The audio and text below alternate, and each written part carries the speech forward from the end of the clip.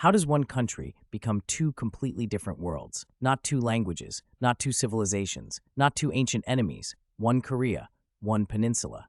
One people shaped by the same geography, the same dynasties, the same colonial trauma, and the same hope for independence.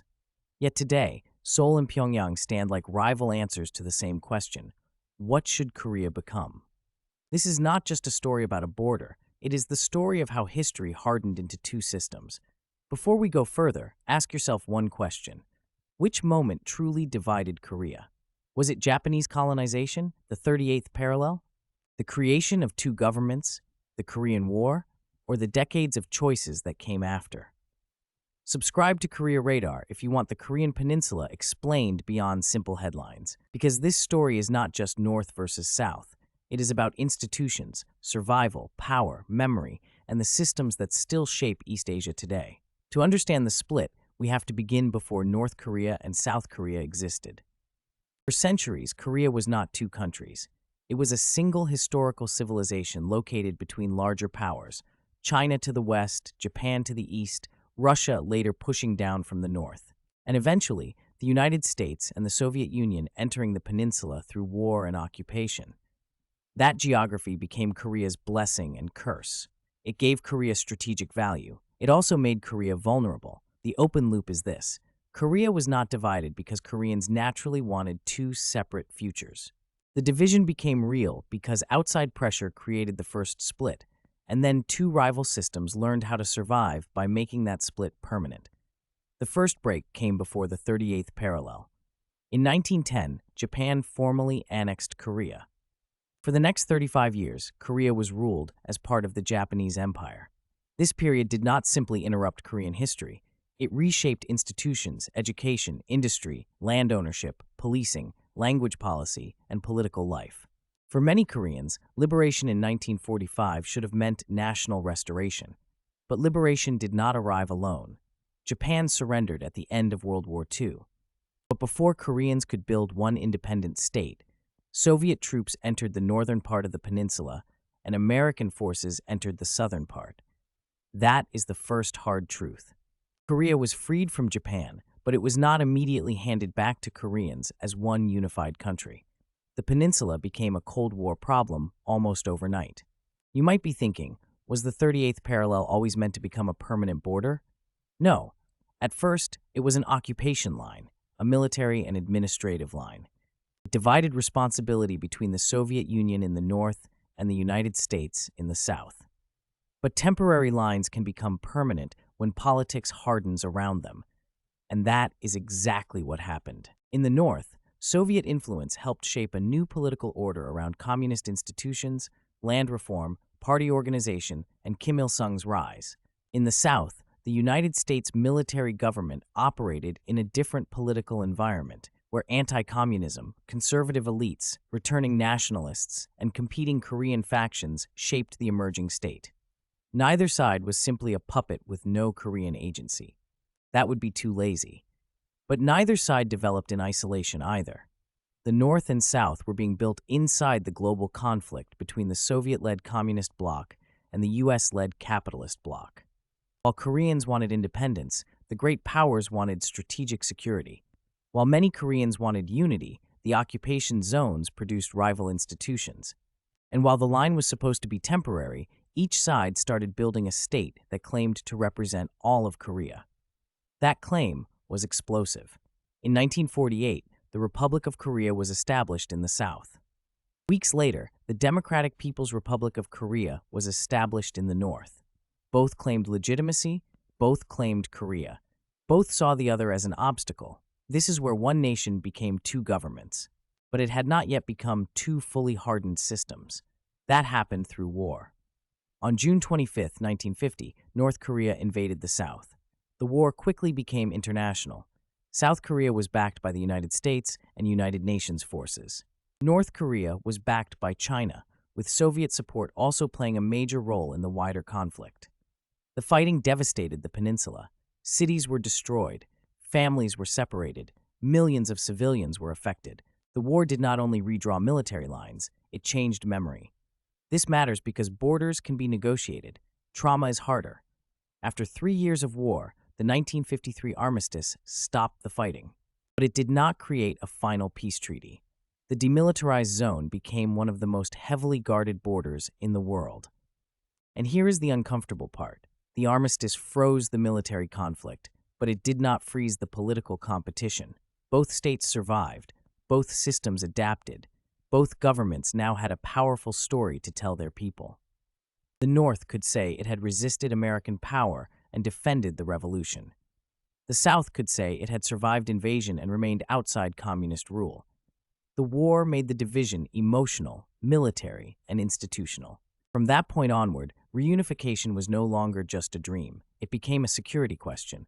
Who would absorb whom? Whose system would survive? Whose version of Korea would win? Now the story becomes more surprising. Many people today assume South Korea was always rich, democratic, and globally connected. It was not. After the Korean War, South Korea was poor, politically unstable, and heavily dependent on foreign aid. It also went through authoritarian rule. Elections existed, but democracy was limited. Opposition figures were pressured, protests were suppressed. The military and security state played a major role. That matters, because the difference between North and South Korea was not immediately obvious to everyone in the 1950s and 1960s. North Korea had inherited much of the peninsula's heavy industry from the colonial period. It had Soviet and Chinese support. It emphasized reconstruction, state planning, and ideological unity. South Korea, meanwhile, had more agricultural land, but it faced poverty, corruption, political unrest, and the challenge of building industrial capacity from a weak base. So the South Korean success story was not automatic. It was built through pressure. The South Korean state under Park Chung-hee, who came to power after a military coup in 1961, pushed export-led industrialization. The government directed credit. It supported selected companies. It promoted heavy industry, shipbuilding, steel, electronics, automobiles, and infrastructure. This was not free market capitalism in its pure textbook form. It was a developmental state. The government worked with large family-controlled business groups known as chaebol. Companies like Samsung, Hyundai, LG, and others became central to South Korea's rise. But this growth came with costs. Workers faced harsh conditions.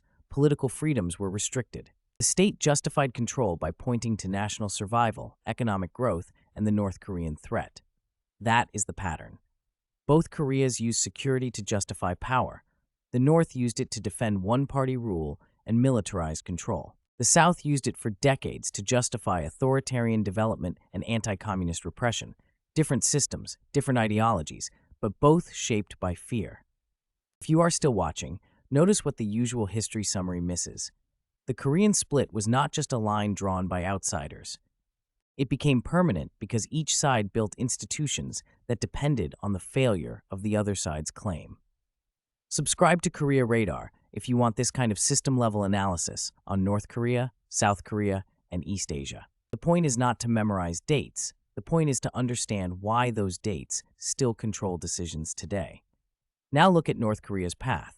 North Korea built a party state centered on the Workers' Party, the leadership of Kim Il-sung, and a political culture built around loyalty, revolutionary legitimacy, and national survival. Its ideology of juche is often translated as self-reliance. But in practice, North Korea was never completely independent from outside powers. It relied heavily on Soviet and Chinese support at different stages. That is the contradiction. The state preached self-reliance, while survival often depended on larger allies. But from Pyongyang's point of view, this contradiction was not necessarily a mistake. It was a survival strategy. Korea had been colonized, Korea had been divided, Korea had been invaded and destroyed by war. North Korean leaders drew a harsh conclusion. Dependence is dangerous, but isolation is also costly. So the regime tried to control both. Control the economy, control information, control political life, control outside influence, control the military threat. This is how North Korea became a security-first system. Later, especially after the Soviet Union collapsed in 1991, this logic became even more intense. North Korea lost a major patron. Its economy suffered badly. The 1990s famine became one of the darkest periods in its modern history. The leadership then leaned harder into military-first politics, nuclear deterrence, sanctions resistance, and regime survival. Again, do not confuse explanation with approval. Understanding why a system behaves a certain way does not excuse the harm it creates. It only helps us analyze it clearly. North Korea's system survived by making political control the foundation of national security. South Korea's system survived by doing something different. It built wealth first under authoritarian rule, then democratized through public pressure. That part is crucial. South Korean democracy was not gifted from above. It was fought for through protests, student movements, labor pressure, civil society, opposition politics, and repeated confrontation with authoritarian power. The 1987 June democratic struggle became a turning point. Direct presidential elections were restored, civil liberties expanded over time. South Korea did not become perfect, no democracy is, but it moved from military-backed authoritarianism toward a competitive democratic system. This is one of the most important contrasts on the peninsula. North Korea hardened political control as its security strategy. South Korea gradually made political competition part of its legitimacy. One system treated dissent as a threat to survival.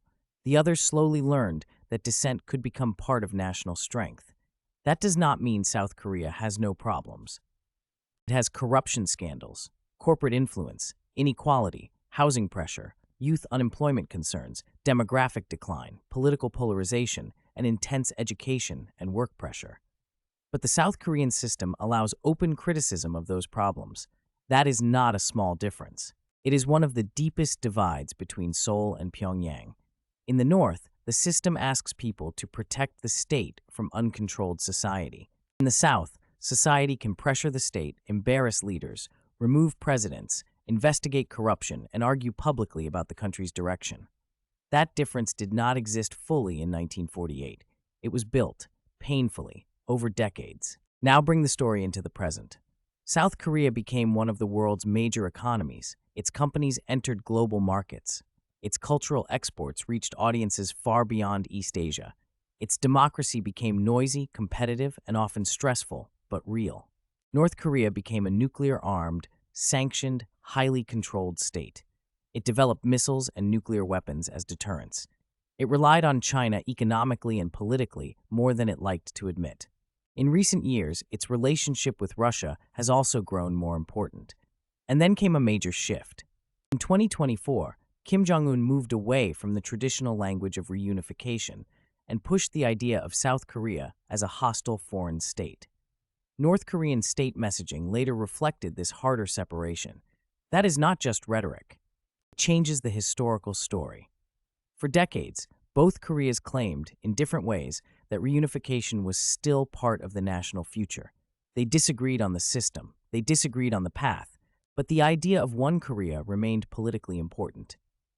Now North Korea is signaling something darker, not one nation temporarily divided, two hostile states. That shift matters because it attacks the emotional foundation of reunification itself. It tells North Koreans that South Koreans are not simply separated compatriots under a rival system.